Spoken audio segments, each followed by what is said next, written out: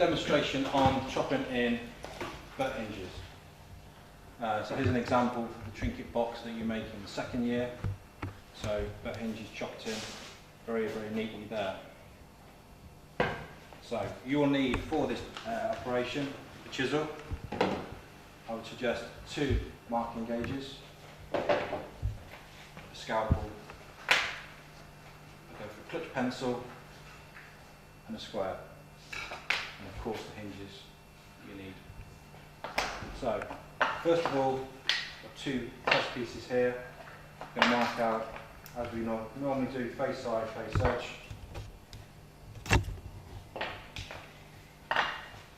So if you look at the hinge, and I'll pass one around, you will see on the hinge there are 2 parts. There's the main part with the knuckle, and the pin that goes through, and then the flap on there. The main part with the knuckle, that goes into the carcass, so that would go that way, and the smaller part will go into the lid or door.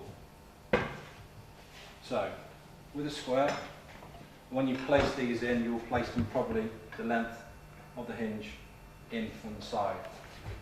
So first of all, place this in and draw a line. I'm going to bring this in.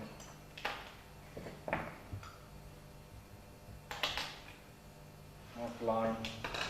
What I've already done is set 1 marking gauge to the width of the hinge. So on the hinge which is going on at the moment, you might be able to see there's a circle, a pin. So that's set to that pin. I set another marking gauge to the thickness of the hinge.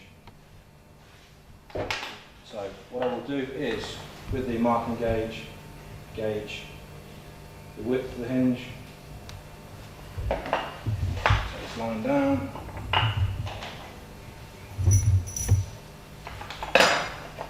and with the other marking gauge I'm going to mark out depth.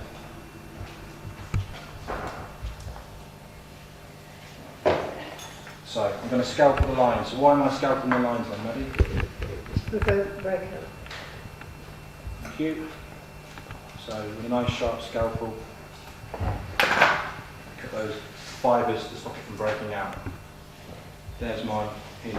Mortise, they call that a mortise where the hinge is going to fit. So I've already chosen my chisel, and just generally size doesn't matter with this in respect of it wants to be as wide as possible related to the hinge. So if you use those type of hinges, that's an ideal chisel to use because it's exactly the right size. Press this into the vise, and then what I'm going to do is just pare down onto those gauge lines.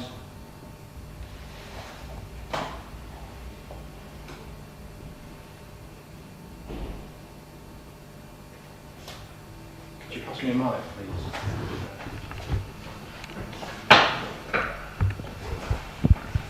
Thank you. What I'm going to do is put relief cuts in there. Why am I putting relief cuts in, Andy? To keep it neat and tidy so it comes up in the right depth. Yeah, it makes it easier to actually chisel the waste away rather than trying to take it out in one go. I could chisel that, but I feel more in control if I'm just going to do the sides a bit deeper.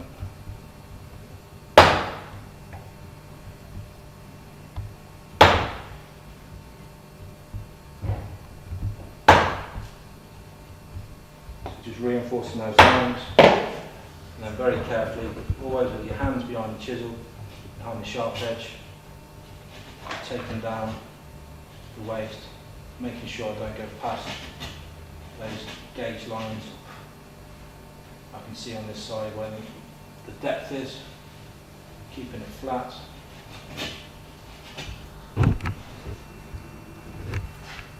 Be careful, don't fall into the trap of pulling that waste away because you can tear the material away.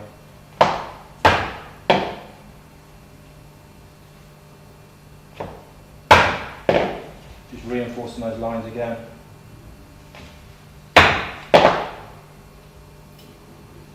What type of chisel is this then, Jason? A bevel-edged chisel, correct.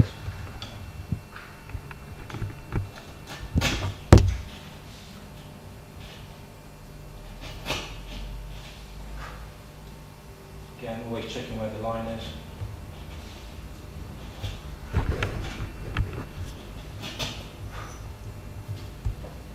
Just to get out of the waste.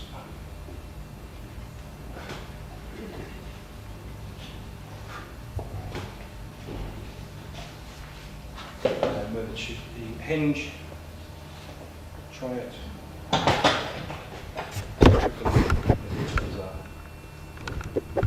So when I would come to fit this, so if I was making this box, what I would do is just put one screw in the centre of each of the hinge, to fit. Avoid putting all the screws in at the same time because it doesn't give you a way of moving, sort of adjusting the lid. So only put 2 screws in each hinge, one either side. What you could use to speed things up, to make it easier when you're drilling the hinge centering device pin. So this drill bit basically sits in the countersink and make sure that you drill that pilot hole right in the centre of the countersink. Any questions? You said about the nipples, why 3 to the carcass? A good question.